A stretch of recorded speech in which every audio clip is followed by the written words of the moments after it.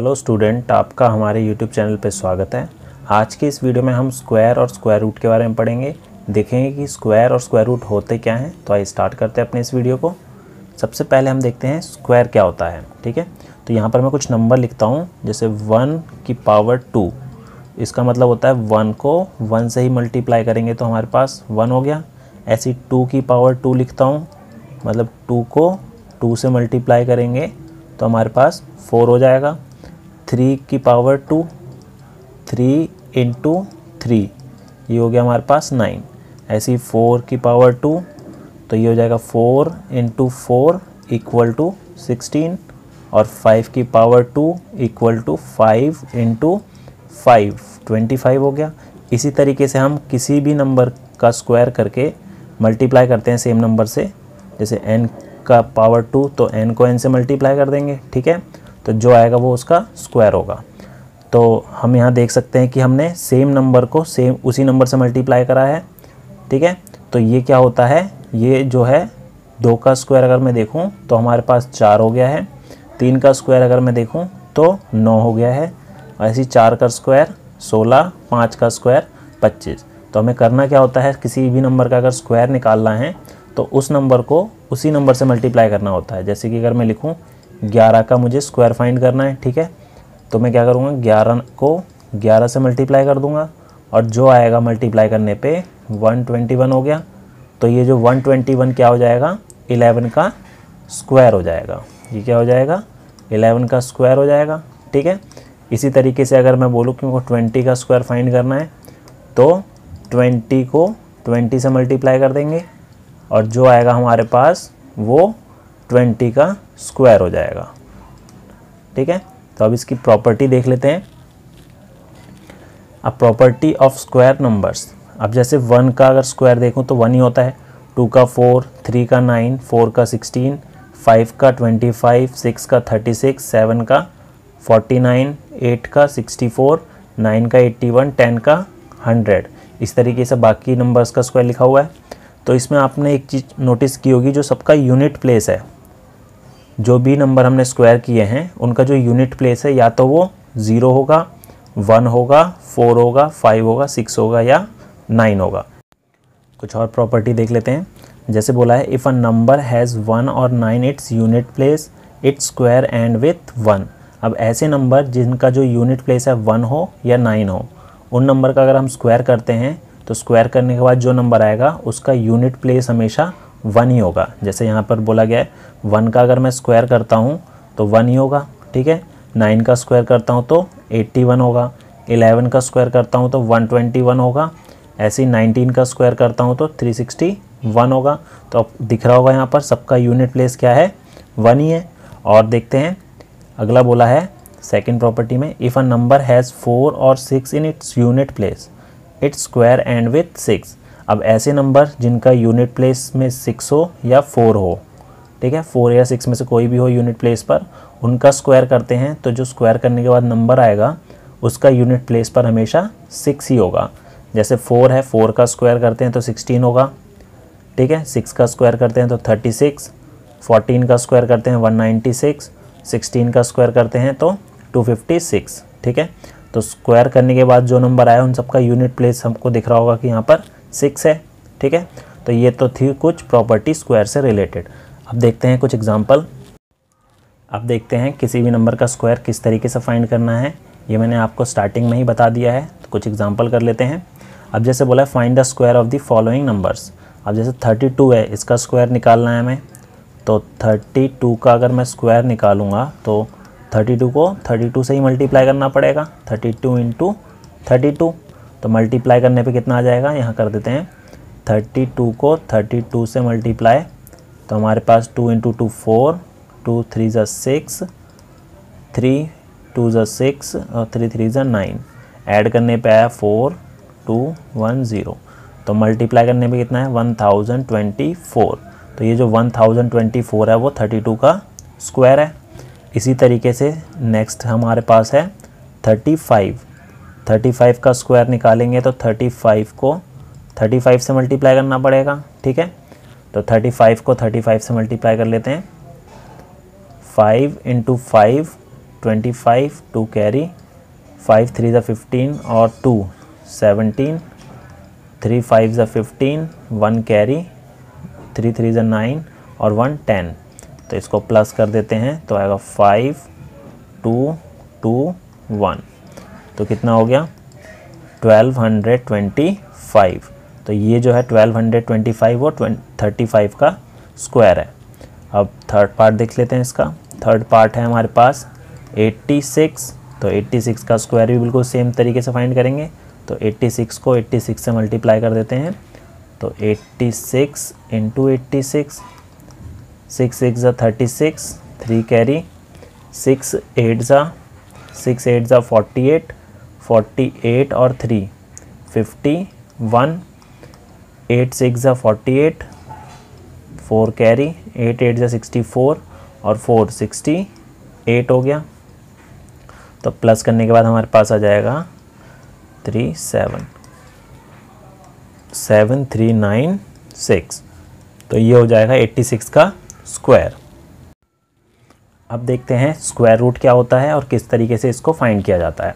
अभी हमने जैसे देखा कि अगर मेरे को 4 का स्क्वायर निकालना है तो मैं 4 को 4 से मल्टीप्लाई कर देता था और जैसे मल्टीप्लाई करा तो हमारे पास 16 आ गया। ठीक है, ऐसे ही मैं 5 का स्क्वायर निकालता था तो 5 इंटू 5 करता था तो ये आ गया हमारे पास 25। ऐसे 6 का स्क्वायर निकालना होता था तो 6 को 6 से मल्टीप्लाई करते थे और तो आ जाता था 36। ठीक है, तो ये जो नंबर थे जैसे 16 है तो ये तो 4 का स्क्वायर हो गया। अब इसी तरीके से मैं पूछूं ये 16 किसका स्क्वायर रूट है, तो ये जो 16 है स्क्वायर रूट किसका हो जाएगा 4 का, और 25 किसका स्क्वायर रूट है हो जाएगा 5 का, और 36 किसका स्क्वायर रूट हो जाएगा 6 का। ठीक है, और स्क्वायर रूट का जो सिंबल होता है, स्क्वायर रूट का सिंबल होता है हमारे पास ये होता है। ठीक है, अब आगे देखते हैं। अब स्क्वायर रूट अगर हमें पूछा जाता है तो स्क्वायर रूट का सिंबल याद रखना है। स्क्वायर रूट का सिंबल हमारे पास ये होता है। अब 1 का जो स्क्वायर रूट होता है तो वो तो 1 ही होता है। ठीक है, 4 का स्क्वायर रूट 2 होता है क्योंकि 2 का जो स्क्वायर होता है वो 4 होता है, तो 4 किसका स्क्वायर रूट हो जाएगा 2 का। इसी तरीके से जो 9 है वो किसका स्क्वायर रूट है 3 का, 16 4 का, 25 5 का। इसी तरीके से जो बाकी नंबर है वो सबका स्क्वायर रूट हो जाएंगे। ठीक है, अब देखते हैं कि हमें स्क्वायर रूट किस तरीके से फाइंड करना होता है, वो भी प्राइम फैक्टराइजेशन मेथड से। अब जैसे बोला है 6400 किसका स्क्वायर रूट है, ये फाइंड करने के लिए कैसे स्टार्ट करेंगे, तो सबसे पहले इसके प्राइम फैक्टर्स निकाल लेते हैं। प्राइम फैक्टर्स के लिए 6400 के तो 2 से करेंगे इसे तो हमारे पास आएगा 3200, दोबारा 2 से करा इसे डिवाइड तो 1600, दोबारा 2 से किया 800 हो गया, फिर अगेन 2 से किया 400, फिर 2 से किया 200, अगेन 2 से किया 100, फिर 2 से किया 50, फिर 2 से किया 25, फिर 5 से किया तो 5 बचा और लास्ट में हमारा 5 से करने के बाद 1 आ गया। ठीक है, तो ये सारे इसके प्राइम फैक्टर्स हो गए। तो इसको मैं किस तरीके से लिख सकता हूँ, इसको लिख सकता हूँ मैं रूट के अंदर। ठीक है, इसको लिख सकता हूँ 2 इंटू 2 इंटू 2 इंटू 2 इंटू 2, मतलब जितनी भी हमारे पास 2 आए थे 1 2 3 4 5 6 7 8, तो हो गए 5 6 7 8 और 5 हमारे पास 2 टाइम है। ठीक है, अब स्क्वायर रूट निकालने के लिए हमें क्या करना है, दो नंबर का पेयर बनाना होता है सेम नंबर का। तो एक पेयर ये बना, एक पेयर ये हो गया, एक पेयर ये हो गया, एक पेयर ये हो गया, एक पेयर ये हो गया, तो सारे पेयर बन गए। तो हर पेयर में से एक एक नंबर आपको रूट से बाहर निकाल लेना है। तो इस पहले पेयर में से एक 2 ले लिया, सेकंड पेयर में से एक 2 ले लिया, थर्ड पेयर में से एक 2 ले लिया, फोर्थ पेयर में से एक 2 ले लिया और लास्ट के पेयर में से 5 ले लिया। अब इन सबको मल्टीप्लाई कर देते हैं। तो 2 2 ज़ा 4, 4 2 ज़ा 8, 8 2 ज़ा 16 और 16 5 ज़ा 80। तो हमारे पास जो है 6400 किसका स्क्वायर रूट आ रहा है हमारे पास 80 का। ठीक है, एक और क्वेश्चन देख लेते हैं। अब जैसे स्क्वायर रूट फाइंड करना है 3136 का, वो भी प्राइम फैक्टराइजेशन मेथड से। तो सबसे पहले इसके प्राइम फैक्टर्स फाइंड कर लेते हैं। तो 136 के प्राइम फैक्टर्स निकालेंगे। 2 से किया तो 1568, अगेन 2 से किया तो हो जाएगा 784, फिर 2 से हो रहा है डिवाइड तो 392, फिर 2 से डिवाइड हो रहा है 196, फिर 2 से डिवाइड हो रहा है तो ये हो जाएगा कितना हमारा 98, फिर 2 से हो रहा है तो 49। अब ये 7 से होगा डिविजिबल तो 7 से कर दिया और फिर 7 से किया तो 1। तो हमारे पास क्या आ गए इसके प्राइम फैक्टर्स, तो इसको लिख लेते हैं। अंडर रूट में अगर मैं लिखना चाहूँ तो 2 हमारे पास है 1 2 3 4 5 6 टाइम, तो 2 into 2 into 2 into 2 into 2 into 2 और 7 हमारे पास 2 टाइम है। तो अब इसके अगर मैं पेयर बनाता हूँ तो 2 2 का पेयर बन गया, ठीक है, और यहाँ 7 का भी पेयर बन रहा है। तो हर पेयर में से हमें एक नंबर यूज़ करना है। तो फर्स्ट पेयर में से 2 ले लिया, सेकंड पेयर में से एक 2 ले लिया, थर्ड पेयर में से 2 ले लिया और 7 वाले पेयर में से एक 7 ले लिया। तो अब इसको मल्टीप्लाई कर देते हैं। मल्टीप्लाई करेंगे तो कितना आएगा, 2 2 ज़ा 4, 4 2 ज़ा 8 और 8 7 ज़ा 56, ठीक है। तो ये जो है 3136 किसका स्क्वायर रूट आ रहा है, 56 का। अभी तक हमने जो पहला एग्जाम्पल करा और दूसरा करा उसमें सबके पेयर बन रहे थे, ठीक है, ऐसा कोई भी नंबर नहीं बच रहा था जिसका पेयर नहीं बन रहा हो। तो हम कह सकते हैं कि ये वाले जो हैं 3136 परफेक्ट स्क्वायर है, ठीक है, और जिसका पेयर नहीं बनता है तो वो परफेक्ट स्क्वायर नहीं होते हैं। तो आइए देखते हैं एक एग्जाम्पल के थ्रू।